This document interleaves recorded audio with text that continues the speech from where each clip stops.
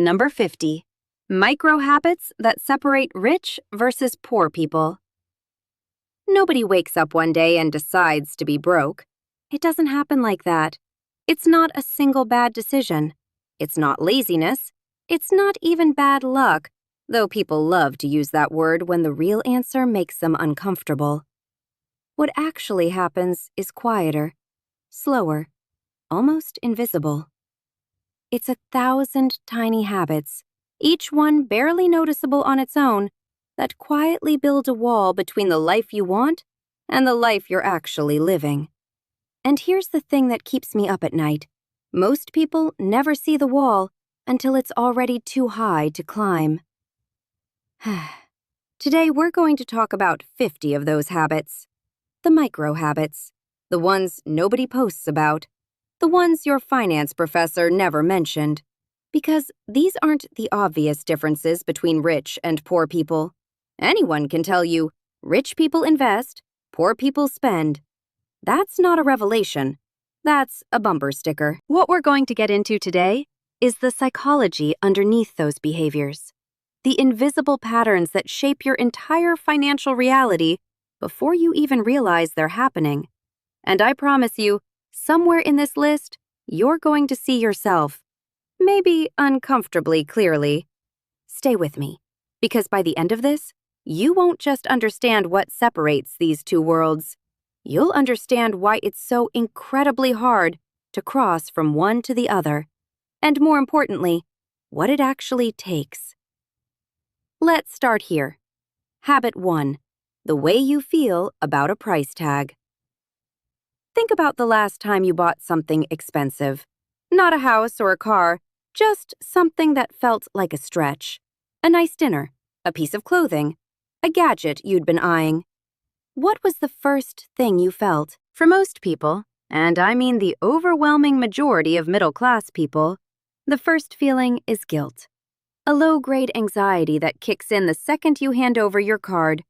A voice in the back of your head asking, "Should I really be spending this?" Now, contrast that with someone who's genuinely built wealth. That same purchase, or a much larger one, doesn't trigger the guilt reflex. It triggers a different question entirely. Not, "Can I afford this?" but, "Does this make sense for where I'm going?" This isn't about being rich and heartless. It's about the emotional relationship with money itself. Poor financial psychology ties self-worth to spending. Wealthy financial psychology ties spending to strategy. One is emotional, the other is analytical. And the crazy part? The emotion usually wins, even when you're trying to be rational. Habit 2. What happens inside your head when you see someone else's success? Someone you know buys a new car, posts it on Instagram, gets 300 likes. What's your first thought? Be honest, because the answer reveals more about your financial trajectory than any spreadsheet ever could. If that thought is tinged with resentment, even just a flicker, that's a signal. Not a moral judgment, a psychological one. Because resentment is a consumption emotion. It creates an unconscious pressure to match what you see, to level up your own visible lifestyle, to close the gap between their highlight reel and your actual life. Wealthy psychological patterns respond differently, not with celebration necessarily, but with curiosity. How did they do that? What can I learn from that? The mental move is from comparison to extraction. One costs you money, the other can make you some. Habit 3. How you think about your future self. Here's a neuroscience fact that should bother everyone. Brain scans show that when people think about their future selves, the same neural regions activate as when they think about strangers. Your brain literally treats future you like someone you've never met. This is why saving feels like sacrifice. You're essentially giving money to a stranger. The habit here is cultivating familiarity with your future self. Writing out what that person looks like, what their mornings feel like, what they worry about, what they've built. Sounds abstract, and it is. But people who do this save more. Not because they're more disciplined, because psychologically, they're saving for themselves instead of an abstract stranger. Now, here's where things start to get really uncomfortable. Habit 4. The subscription blind spot. There's a specific financial experiment you should try right now, though I know you probably won't, and that's itself the habit gap we're talking about. Go through your last 3 months of bank statements. Not a quick scroll, line by line. Total up every recurring charge. Not the big ones you're aware of, the $9.99, the $14.99, the annual fees you forgot were annual, the app you downloaded during a free trial and never canceled, the gym membership for the gym you visited twice. For most people in the modern economy, this number lands somewhere between $200 and $600 a month. Not one expensive decision, 50 small ones, each made at a moment of high interest and low commitment, now running silently in the background like financial termites. The wealthy habit here isn't, don't subscribe to things. It's the monthly audit, the intentional review. Most people have the subscriptions and never run the audit. That gap between what's leaving and what you're paying attention to is a personality trait more than a financial one. Habit 5. The way you treat windfalls. Tax refund. Bonus. A month where you sold something. An inheritance. An unexpected freelance payment. What happens next? For most middle-class households, windfalls disappear. Not through irresponsibility, through a psychological phenomenon called mental accounting, where we categorize unexpected money as play money, as money that doesn't count the same way as earned income, as money that's okay to dissolve into lifestyle. The wealthy pattern is different. Windfalls go somewhere specific before they can be touched. They're allocated, not with resentment or deprivation, but with intentionality, before the spending psychology of, I suddenly have extra money, can kick in. It's a 12-second decision. Where is this going before I can see it? And that 12 seconds, made consistently across a lifetime, is worth more than most investment strategies. Habit 6. Who you call when something goes wrong. Your car breaks down. Your laptop dies. Your roof starts leaking. Who do you call first? If the first call is, which credit card has room on it? That's one pattern. If the first call is to someone in your life who knows how to handle it, a person who has a guy, or knows the right questions to ask, or has navigated this exact situation, that's a completely different pattern. Wealthy people have networks that save them money constantly, not through charity, through knowledge transfer, through knowing people in every industry who can tell you what's a scam and what's a fair price, through social capital that translates directly into financial capital. This isn't about nepotism. It's about who you know well enough to call. And most people never deliberately build that kind of network because they're too busy managing crisis mode to invest in relationship mode. Habit 7. How you read a receipt. Most people glance. Some people check the total. Wealthy money psychology reads a receipt like a document, because it is one. It's a record of decisions, not to feel bad about them, to understand the pattern. Habit 8. The version of yourself you spend from. There's a concept in behavioral economics called aspirational spending, and it's absolutely devastating to middle-class wealth building. It's the habit of spending money based on who you want to be, rather than who you currently are. The gym membership for the athlete you plan to become. The cookware for the chef you're going to be.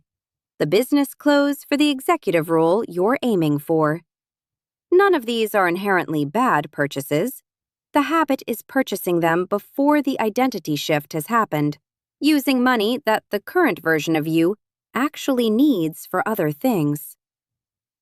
Habit 9. Your default answer to, "Can we afford this? We'll figure it out." 3 words. They sound optimistic. They sound like confidence. They are financial quicksand. "We'll figure it out" is almost always followed by credit, by stress, by a slow draining of financial resilience. The wealthy habit replaces this phrase with a different reflex. Not, "Can we afford this?" but, "What would we have to give up to do this?" The trade-off question. The deliberate choice. Not optimism, not pessimism. Realism, with a calculator. Habit 10. Where you live inside your head about money. Most people live in one of 2 psychological time zones when it comes to money. They're either in the past, replaying financial mistakes, calculating what they could have had if they'd made different choices 5 years ago, or they're in the future, anxiously projecting worst-case scenarios, catastrophizing about what happens if everything goes wrong. Neither of these places is useful. Both are expensive. Because time you spend in either zone is time not spent on the actual present decisions that compound. But here's where the real divide starts to show. Habit 11. How you handle financial discomfort. Something happens. A bill comes in you weren't expecting. An investment drops. A conversation about money makes you tense. What do you do with that discomfort? The widespread pattern, the one responsible for an enormous amount of financial damage across the modern middle class, is avoidance. Don't open the letter. Don't check the balance. Don't have the conversation. The discomfort of knowing feels worse than the discomfort of not knowing. But financial problems don't improve in the dark. They grow. The habit of leaning into financial discomfort, of looking directly at the uncomfortable number, of having the difficult conversation, is one of the most consistently wealth-correlated behaviors researchers have found. Not because it feels good, because of what it prevents. Habit 12. The questions you ask at work. How do I do my job better versus how does this business make money? Both are reasonable questions, but the second one opens up a completely different career ceiling. People who understand the revenue mechanics of their organization, not just their department, but the whole picture, negotiate differently. They identify opportunities differently. They position themselves differently. Most people spend their entire careers in their own lane, excellent in their lane, completely blind to the highways beside them. Habit 13. How you react when a plan goes wrong. Not philosophically, practically. Your budget breaks down mid-month. Your side hustle doesn't produce what you hoped. Your investment thesis doesn't play out.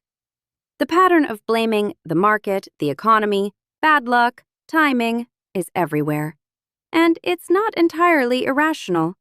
Sometimes those things really are responsible.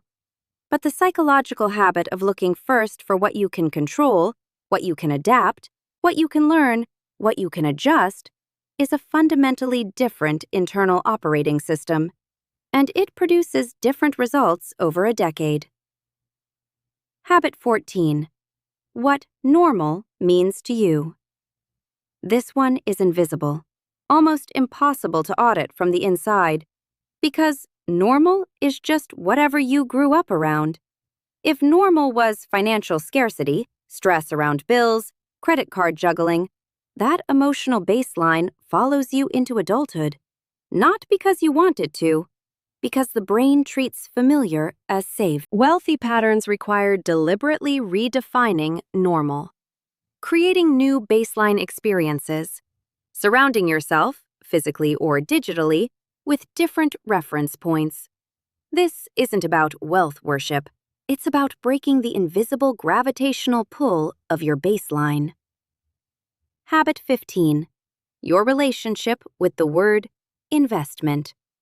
Most people have one mental category for this word: stock market. Maybe real estate if they're slightly more financially literate.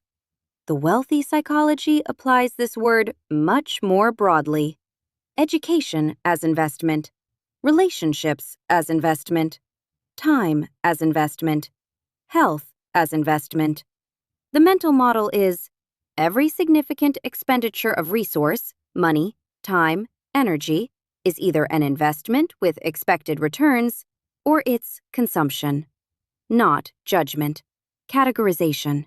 And the categorization changes the decision. We're halfway through, and if you're still here, if any of this is landing somewhere real, then you're already doing something most people never do, which is looking honestly at the patterns. That's not nothing. Keep going.